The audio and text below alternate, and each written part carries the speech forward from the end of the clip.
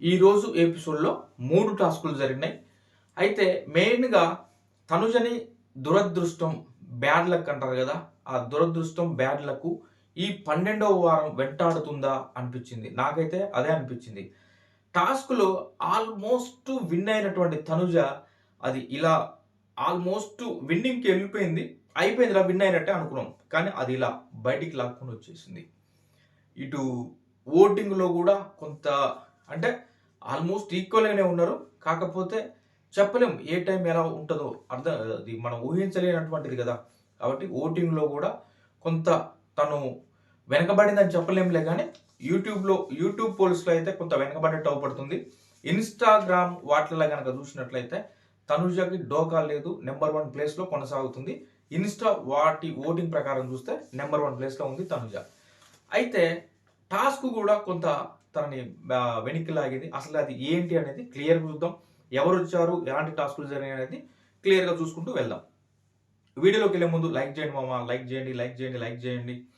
ఇక ఈరోజు ఏమాత్రం లేట్ చేయకుండా ఎపిసోడ్‌లో ప్రేరణ గారు ఎంట్రీ ఇస్తారు. డైరెక్ట్‌గా అదే వచ్చేస్తుంది. ప్రేరణ గారు ఎంట్రీ ఇస్తారు. ఇచ్చిన తర్వాత హౌస్ మేట్స్ తోటి 'ఓజాస్ గంభీర' అనే సాంగ్ వస్తదనమాట. 'ఓజీ' మూవీ నుంచి.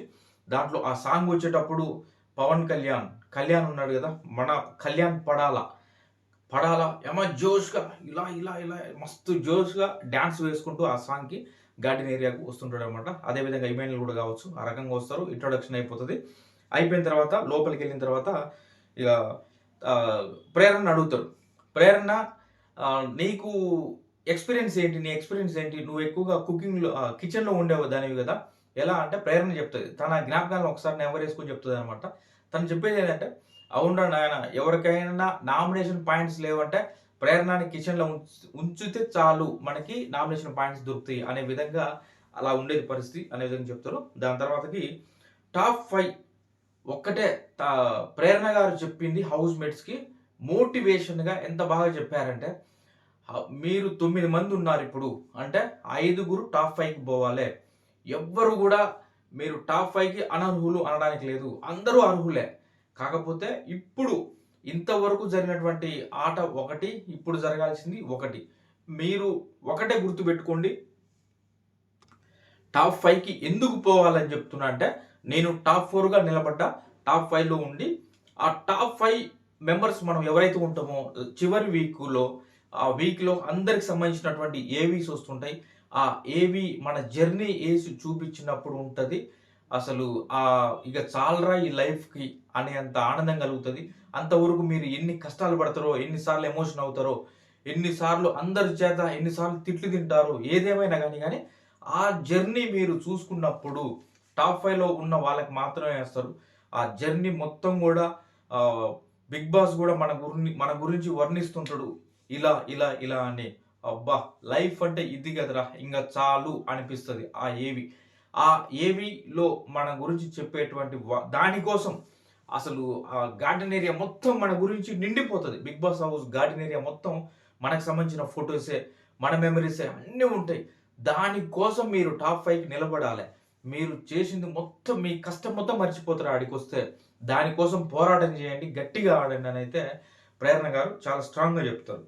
దాని తర్వాతకి ఇక 'బిగ్ బాస్' అనౌన్స్‌మెంట్ టాస్క్‌కి సంబంధించి cross it, climb it, roll it ఈ టాస్క్ పేరు.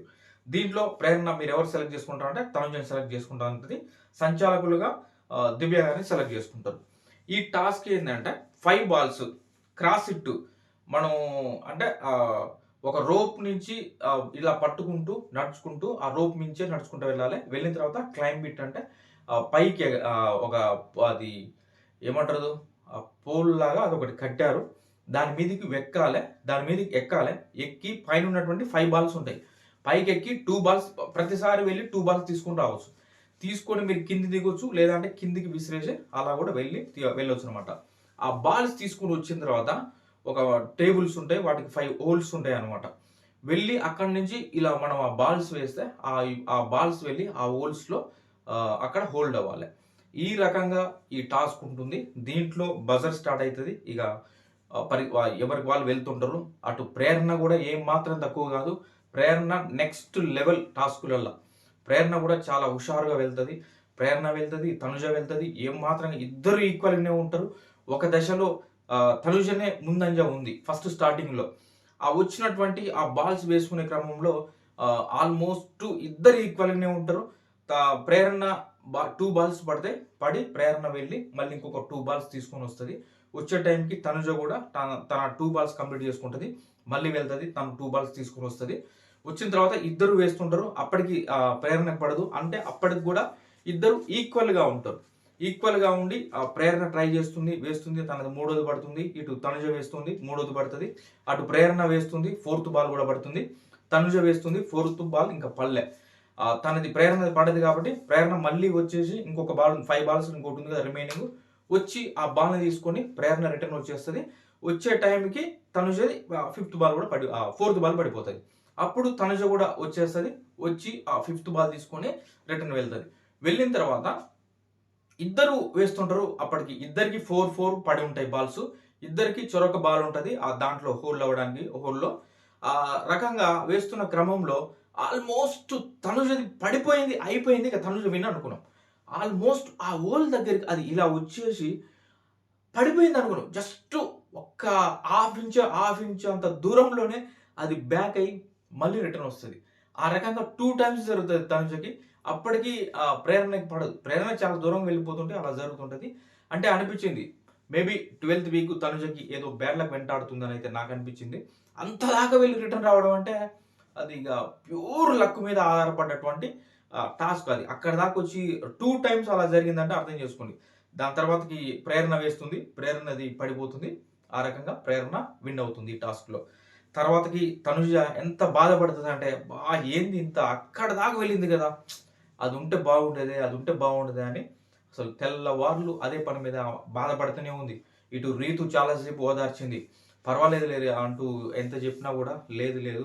అది జస్ట్ కొంచెం అలా మిస్ అయిపోయింది. అది గనక పడుంటే బాగుండేది గదా! ఈ వీక్ మొత్తం ఖాళీగా ఉండాల్సొస్తది. అదొచ్చుంటే ఇంకా బాగుండేది. నెక్స్ట్ టాస్క్‌లు ఆడేటోళ్ళం. అదంతా బాగుండేది. ఆడియన్స్‌కి అవుపడేటోళ్ళం. మనకంటూ ఒక ఎంటర్‌టైన్‌మెంట్ ఏదో రకంగా ఇచ్చేవాళ్ళం గదా! అనే విధంగా బాధపడుతుంటది. నైట్ పడుకున్నప్పుడు గూడా కళ్యాణ్ తోటి చాలా సేపు మాట్లాడుతది. కళ్యాణ్ గూడా చాలా సేపు ఓదారుస్తాడు. అరే!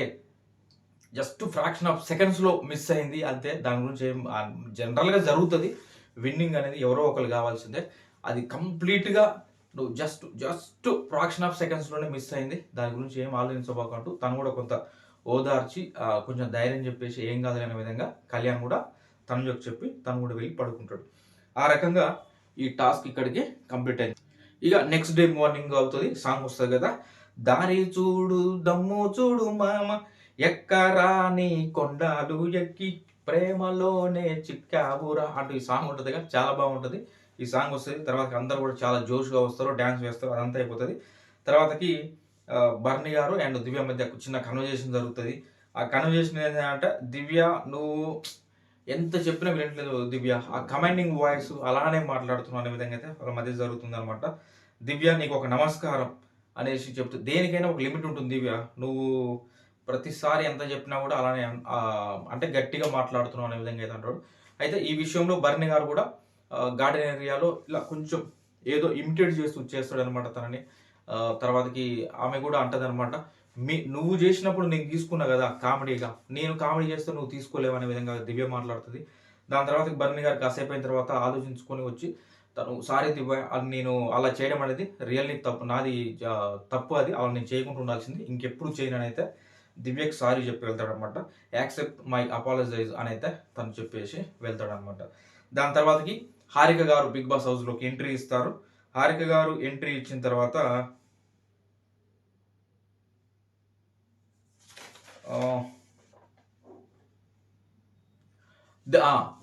హారిక వచ్చిన తర్వాత చిన్న ఏం చేస్తదంటే హౌస్ మేట్స్‌తో మామూలుగా జనరల్‌గా మాట్లాడుతారు కదా! అలా మాట్లాడుతూ జనరల్‌గా వాళ్ళందరూ ఇమాన్యుల్ అందరూ కామెడీ చేస్తుంటారు. ఫన్నీగా అదంతా నడుస్తుంటది.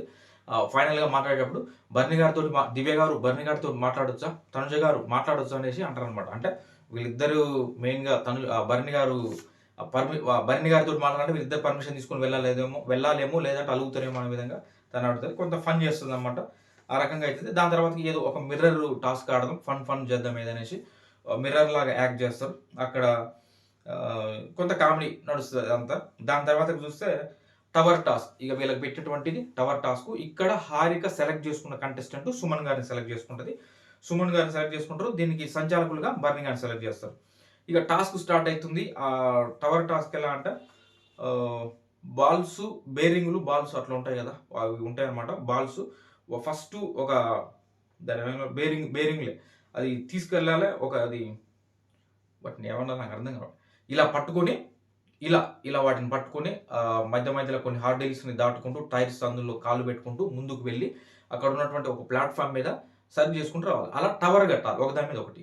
మళ్ళీ రావాలి, మళ్ళీ తీసుకెళ్ళాలి అట్లా ఓన్లీ మనం దాని పేరు ఏమంటారో దాంతో మాత్రమే కట్టాలి టవర్ను. ఒకవేళ కింద పడ్డా కూడా దానితోటే తీసుకొని సరి చేసుకుంటూ కట్టాలి.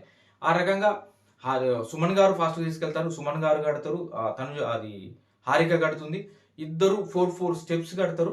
దాని తర్వాతకి సుమన్ గారు ట్రై చేస్తారు. ఫిఫ్త్ది కూడా పెడదామని ట్రై చేస్తారు, అది కింద పడిపోతుంది. తర్వాతకి హారిక కూడా ట్రై చేస్తుంది, అది కింద పడిపోతుంది. తర్వాత మళ్ళీ స్టార్ట్ చేస్తారు. మళ్ళీ హారిక 3 స్టెప్స్ కడుతుంది. 4 స్టెప్స్ కడుతుంది. దాని తర్వాతకి సుమన్ శెట్టి కడతారు. 2 స్టెప్స్ కట్టిన తర్వాత బిగ్ బాస్ బజర్ మోగిస్తాడు అనమాట. అప్పటికే చాలా టైం అవుతుంది. దాని కారణంగా హారిక విన్ అవుతుంది. హారిక విన్ అవుతుంది ఈ టాస్క్లో. సుమన్ శెట్టి గారు ఓడిపోతారు అనమాట. ఎందుకో సుమన్ శెట్టి గారు కావాలనే ఓడిపోయారేమో అనేసి అనిపిస్తుంది. కానీ మరిగా అలా జరిగిపోయింది అంతే. ఇక ఇది ఈ టాస్క్ అయిపోయింది. దాని తర్వాతకి హారిక గారు కూడా వెళ్ళిపోతారు ఇక బిగ్ బాస్ హౌస్ నుంచి. దాని తర్వాతకి సంజన గారు ఈజ్ బ్యాక్ అనిపించింది.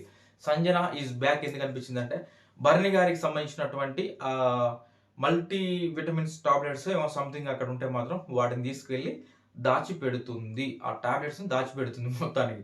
మళ్ళీ సంజన గారు బ్యాక్ అయ్యారా, మళ్ళీ వచ్చింది చూపిస్తా, నేను హౌస్లో అవుపడతలేదు అంటారు కదా, ఎట్లా అవుపడను నేను చూపిస్తా అంటూ పదే నా గురించి తెలుసుకోవాలి.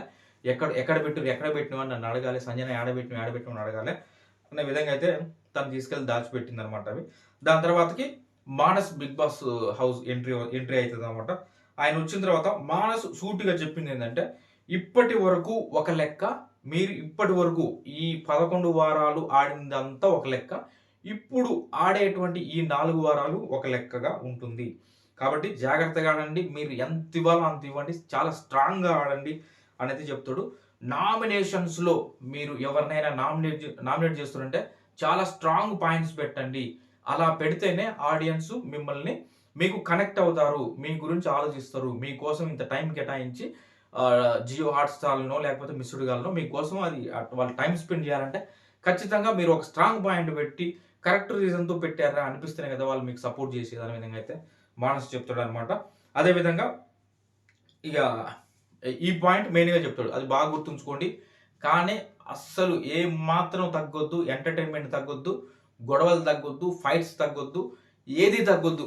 ఎంత ఇవ్వాలో అంత ఇవ్వరు మీరు ఇవన్నీ చేస్తేనే బయట చూసే వాళ్ళకి అది క్యూరియాసిటీ కావచ్చు, ఏదైనా సరే ఒక ఆనందం. అరే ఇది ఇలా ఉంది వాళ్ళకి ఒక మన ఏదైనా సినిమా ఎందుకు వెళ్తాం, సినిమాకి వెళ్ళడానికి సినిమా హీరో విలన్స్ కొడుతుంటే ఎలా ఉంటుంది అట్లా అన్ని రకాలుగా సాంగ్స్ కావచ్చు, కామెడీ కావచ్చు, ఫైట్స్ కావచ్చు, ఇవన్నీ ఉంటాయి కదా, అదే విధంగా ఉండాలి, ఎక్కడ తగ్గొద్దు అనే విధంగా అయితే తను చెప్తాడు. దాని తర్వాతకి ఇక టాస్క్ స్టార్ట్ అవుతుంది. ఈ టాస్క్లో ఎవరిని సెలెక్ట్ చేసుకుంటామంటే డేమన్ పవన్ తను సెలెక్ట్ చేసుకుంటూ ఇక సంచాలకులుగా ఇద్దరిని తీసుకోవాలి ఈ టాస్క్లో. బర్నీ గారు అండ్ కళ్యాణ్ వీళ్ళిద్దరిని సంచాలకులు తీసుకుంటాడు. ఆ టాస్క్ స్టార్ట్ అవుతుంది. స్టార్ట్ అయిన తర్వాత బాల్స్ వాళ్ళు ఒక జిగ్ జాగ్ నుంచి నడుచుకుంటూ వెళ్ళాలి. మొత్తానికి సంచాలకులు ఇద్దరు సంచాలకులు ఉంటారు కాబట్టి చెరొక బాల్ వాళ్ళు ఇస్తారనమాట. ఆ బాల్ తీసుకొని వచ్చేసి నెయిల్స్ ఉంటాయి, ఒక రౌండ్కి నెయిల్స్ ఉంటాయి, వాళ్ళు ఆ బాల్ని గట్టిగా విసిరేస్తే అది వెళ్ళి ఆ నెయిల్స్ తగి స్టిక్ అవ్వాలి అక్కడనే. ఆ రకంగా వచ్చి 5 బాల్స్ ఎవరైతే ముందు ఫాస్ట్గా వెళ్తారో వాళ్ళు విన్ అవుతారు. ఆ రకంగా ఆల్మోస్ట్ ఇద్దరు ఈక్వల్గానే పడుతుంటాయి. ఇద్దరివి కూడా 4-4 అయ్యే టైంకి ఈ మానస్ గారిది ఏమవుతుంది అంటే 5th బాల్ వేస్తే అది 5th పోయి ఆల్రెడీ ఉన్నటువంటి 4th దానికి తగిలి అది కింద పడిపోతుంది, ఇది కింద పడిపోతుంది. అప్పుడు మానస్ గారి 3 అవుతుంది, డేమాన్ పవని 4 ఉన్నాయి. దాని తర్వాత డేమాన్ వేస్తే 5th బాల్ కూడా అక్కడ స్టిక్ అయిపోతుంది. దాని తర్వాత ఆ రకంగా డేమాన్ పవన్ విన్ అవుతాడు. ఆల్మోస్ట్ మానస్ గారు కూడా విన్ అయినట్టే. కానీ తనది వెళ్ళి ఇంకొక బాల్ తగిలి అది కింద పడడం వల్ల తను వెనకబడిపోతాడు. ఆ కారణంగా మొత్తానికి ఫైనల్గా ఏదేమైనా ఫైనల్గా మనం చూసేది 5 బాల్స్ ఎవరి ఫాస్ట్గా అక్కడ స్టిక్ అయి ఉంటాయో వాళ్ళే విన్ అయ్యాడు. కాబట్టి డేమన్ పవన్ విన్ అవుతాడు. ఫ్లాగ్ స్టోర్ నుంచి వస్తుంది, ఆ ఫ్లాగ్ని తీసుకొచ్చేసి ఆ ప్లాట్ఫామ్ ఉంటుందిగా అక్కడ పెట్టేస్తారు. ఆల్రెడీ అక్కడ కళ్యాణ్ విన్ అయి ఉన్నాడు, కళ్యాణ్ ఫ్లాగ్ ఉంటుంది, దాని పక్కనే డేమన్ పవన్ ఫ్లాగ్ కూడా పెట్టేస్తారు అనమాట. ఈ రకంగా ఈరోజు 3 టాస్కులు కంప్లీట్ అయిపోయినాయి. మొత్తానికి నిన్న 2 టాస్కులు, ఇవాళ 3 టాస్కులు. ఈ 5 టాస్కుల్లో హౌస్ మేట్స్లో ఇద్దరు క్యాప్టెన్సీ కంటెండర్ సెలెక్ట్ అయ్యారు. అది ఒకటి కళ్యాణ్, ఇంకొకటి డేమన్ పవన్. ఎందుకు ఇది చెప్తున్నంటే వీళ్ళిద్దరు కూడా కామనర్స్ క్యాప్టెన్సీ కంటెండర్గా సెలెక్ట్ అయ్యారు. ఇది ఫ్రెండ్స్ ఈరోజు ఉన్నటువంటి ఇది జరుగుతుంది. దాని తర్వాతకి ఫైనల్గా కూడా మానస్ వెళ్ళేటప్పుడు మీరు ఏదైనా చేయండి కానీ ఎంటర్టైన్ చేయాలి, ఏదైనా చేయండి, గొడవలు మాత్రం ఆపొద్దు అనేసి చెప్పేసి తను ఇక వెళ్ళిపోతున్నాడు అనమాట. ఈ రకంగా ఈరోజు ఎపిసోడ్ కంప్లీట్ అవుతుంది. థ్యాంక్ యూ ఫ్రెండ్స్, ఇప్పటివరకు చూసినందుకు. నా వీడియో కనుక మీకు నచ్చినట్లయితే లైక్ చేయండి, సబ్స్క్రైబ్ చేసుకోండి. Thank you.